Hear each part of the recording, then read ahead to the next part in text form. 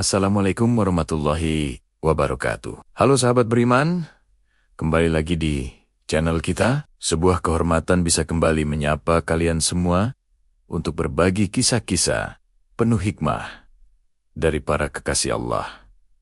Kali ini kita akan menyelami samudra kebijaksanaan dari salah satu wali songo yang paling berpengaruh. Seorang wali yang berdakwah dengan cara yang begitu unik dan menyentuh hati. Siapakah beliau? Mari kita bersama-sama menelusuri jejak langkah Raden Maulana Makdum Ibrahim, yang lebih kita kenal dengan nama Sunan Bonang. Kisah ini dimulai sekitar tahun 1465 Masehi di Tuban.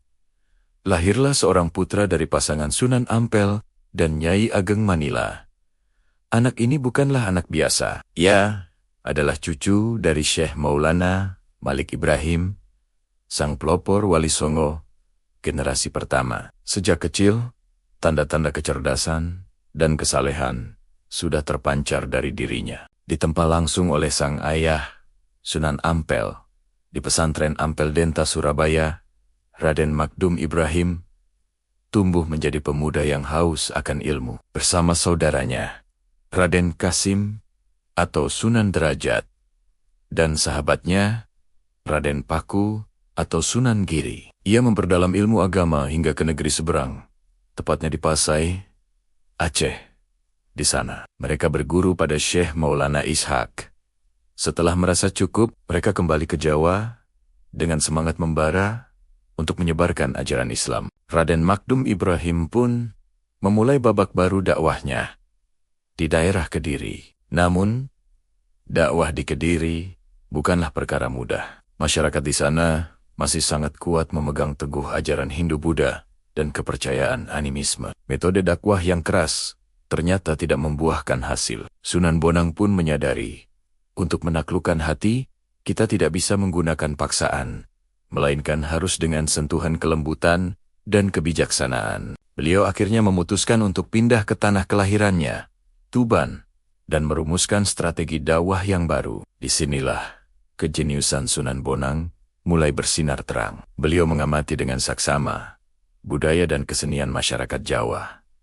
Beliau melihat bahwa musik, gamelan, dan pertunjukan wayang adalah bagian tak terpisahkan dari kehidupan mereka. Mengapa tidak menggunakan jalan ini untuk mengenalkan keindahan Islam? Pikirnya, inilah titik balik yang luar biasa. Sunan Bonang tidak memberangus budaya, melainkan merangkulnya dan memberinya napas Islami. Beliau menciptakan sebuah alat musik baru yang kita kenal sebagai bonang. Alat musik berbentuk seperti gong kecil ini menghasilkan suara yang merdu dan syahdu. Setiap kali Sunan Bonang memainkan bonangnya, penduduk desa akan berkerumun, terpikat oleh alunan musik yang belum pernah mereka dengar sebelumnya. Di sela-sela permainan musiknya yang memukau, beliau menyisipkan siar-siar pujian kepada Allah dan ajaran-ajaran tauhid yang luhur. Salah satu karyanya yang paling terkenal adalah Gubahan Tombo Ati, sebuah tembang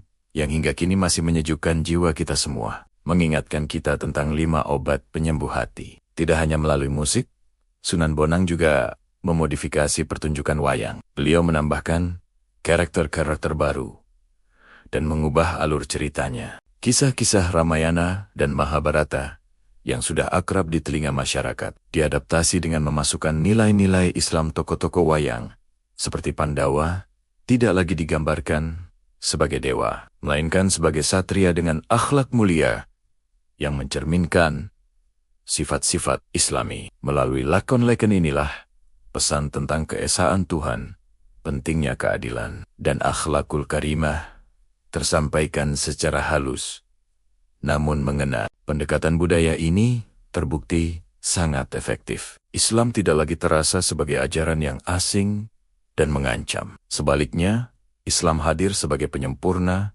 dari nilai-nilai kebaikan yang sudah ada. Masyarakat mulai tertarik, bertanya, dan akhirnya dengan kesadaran penuh memeluk agama Islam.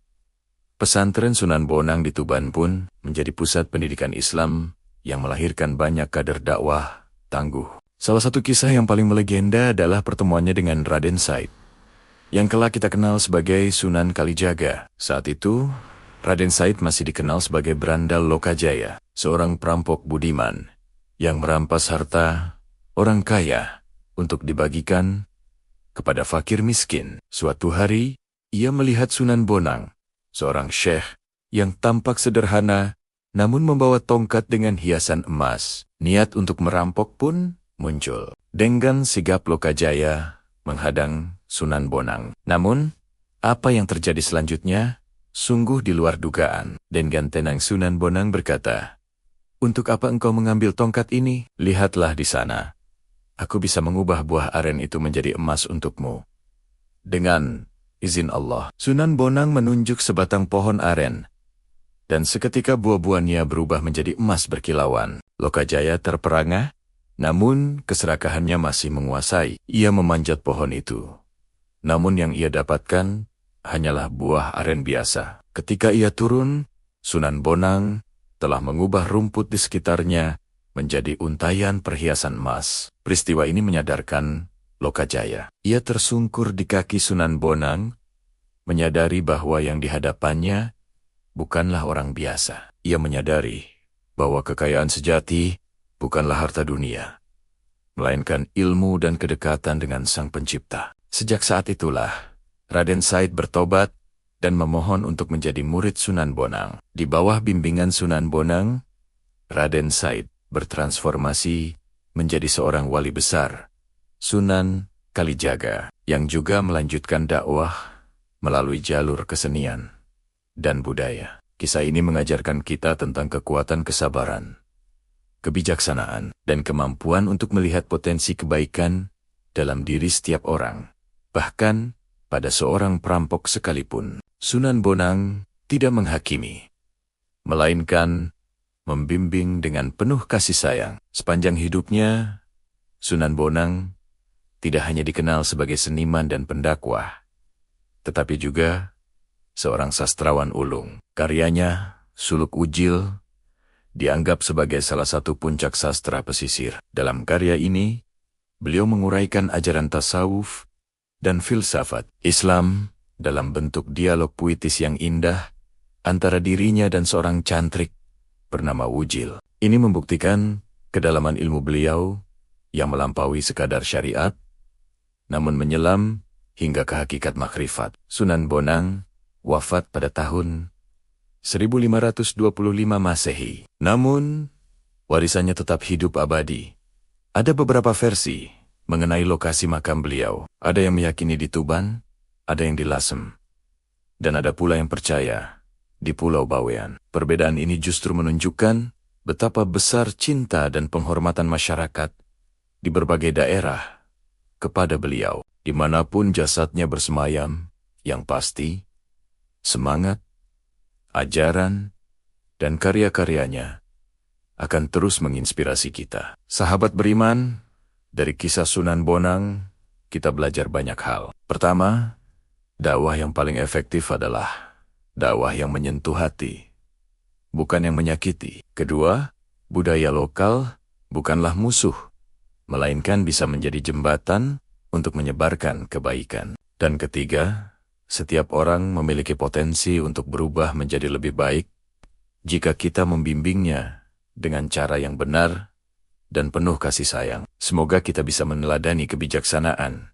dan semangat dakwah Sunan Bonang dalam kehidupan kita sehari-hari. Mari kita menjadi muslim yang cerdas, kreatif, dan mampu beradaptasi, menyebarkan Islam sebagai rahmat bagi seluruh alam. Terima kasih sudah menyimak hingga akhir. Semoga kisah ini membawa manfaat dan menambah kecintaan kita kepada para wali Allah. Jangan lupa untuk like, komen, dan subscribe, agar kita bisa terus berbagi kisah-kisah inspiratif lainnya. Sampai jumpa di video selanjutnya. Wassalamualaikum warahmatullahi wabarakatuh.